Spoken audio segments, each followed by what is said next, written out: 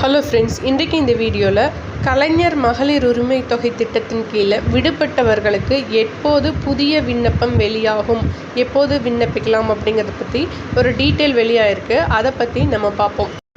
கலைஞர் மகளிர் உரிமை தொகை திட்டத்தில் சுமார் 1,16,00,000 பயனாளிகளுக்கு மாதந்தோறும் ரூபாய் 1000 அவரவர் வங்கிக் கணக்கில் நேரடியாக வரவு வைக்கப்படுகிறது. மேலும் புதிதாக திருமணமானவர்கள், புதிய குடும்ப அட்டை பெற்றவர்கள், கல்லூரி படிப்பை முடித்தவர்கள் என மாதந்தோறும் ஆயிரக்கணக்கில் மகளிர் உரிமை தொகைக்காக புதிய விண்ணப்பங்கள் பெறப்பட்டு வருகிறது. இதன் காரணமாக ஒவ்வொரு மாதமும் கலைஞர் மகளிர் உரிமை தொகைக்கான பட்டியல் தொடர்ந்து புதுப்பிக்கப்பட்டு வருகிறது. இந்த நிலையில் அரசின் விதிமுறைகள் பொருந்தாததால் தற்போது சுமார் 1,27,000 பயணிகள் உரிமை தொகை திட்டத்திலிருந்து நீக்கப்பட்டுள்ளனர். இதன் காரணமாக கலைஞர் மகளிர் உரிமை தொகை திட்ட பயனாளிகளின் எண்ணிக்கை 1,15,00,000 1,14,00,000 குறைந்திருக்கிறது. அதிக வருமானம், நிலம் வாங்குதல், அரசு பணியில் சேர்ந்தவர்கள், உயிரிழப்பு உள்ளிட்ட காரணங்களால் பயனாளிகள் தகுதி நீக்கம் செய்யப்பட்டுள்ளனர்.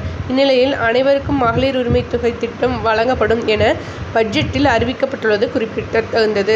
இந்நிலையில் புதிதாக திருமணமானவர்கள், புதிதாக ரேஷன் கார்டு பெற்றவர்கள், பெயர் நீக்கம் செய்யப்பட்டு மீண்டும் மேல்முறையீடு செய்தவர்கள் என மகளிர் உரிமை தொகை திட்டத்தில் பயனாளிகளின் எண்ணிக்கை விரைவில் புதுப்பிக்கப்பட உள்ளது.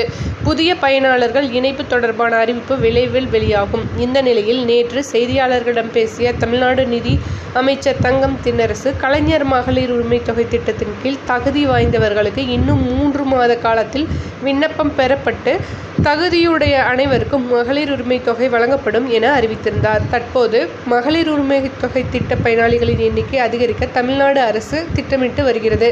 அதே நேரத்தில் சில விதிமுறைகள் தளர்த்தப்பட்டு இருக்கும் நிலையில் சில விதிமுறைகள் மட்டும் கடைபிடிக்க அரசு உத்தரவிட்டிருக்கிறது. குடும்ப ஆண்டு வருமானம் 2,50,000 லட்சத்துக்கு குறைவாக இருக்க வேண்டும். ஆண்டு முழுவதும் 3,600 யூனிட்டுக்கு குறைவாக மின்சாரத்தை பயன்படுத்தி இருக்க வேண்டும்.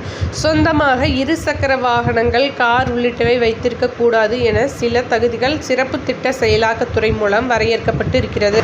இந்த வரையறைகள் மூலம் பயனாளிகள் தேர்ந்தெடுக்கப்பட்டு அவர்களுக்கான விண்ணப்பம் பெறப்பட இருக்கிறது. அந்த வகையில் ஜூன் மாதம் 15ஆம் தேதிக்குள் புதிய பயனாளிகள் பெயர் சேர்க்கப்பட்டு ஜூலை மாதம் முதல் அவர்களுக்கு மாதந்தோறும் 1000 ரூபாய் வழங்கப்படும். முன்னதாக மே முதல் வாரத்திலிருந்து இ-சேவை மையங்கள் மூலமாக விண்ணப்பங்கள் பெறப்பட்டு பயனாளிகள் பட்டியல் வெளியிடப்படும் என கூறப்பட்டுள்ளது.